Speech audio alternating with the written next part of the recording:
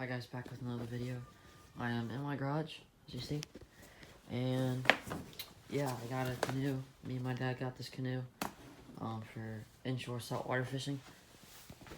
It's really nice. I'm just gonna show you some two things we put on this bad boy. So let's go. First thing is these rod holders.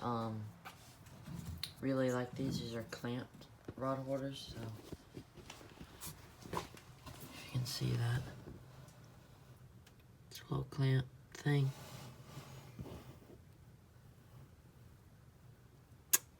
Let me turn on the flashlight so you can see it. See, it's a little clamp. So that's what holds it down under here on the canoe. So that's got off Amazon. Pretty nice. I think it was about 30 bucks for two of them. I got one back. My dad has one back there, but you can take them off and move them around wherever you want, so it's really nice.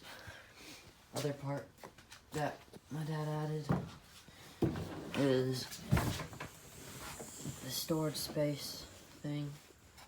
Got it, the white container at Academy, and we've got some of these lanterns at Walmart. Connect these to this. So if you're retying here, you can put your hooks in here until you want to tie it on, of course. Then you can put your pliers, and then there's a smaller one for a bait knife. And I got my fish grips, I can put my phone and camera and stuff in there. So that's nice. You can put other stuff in there too, but there's that.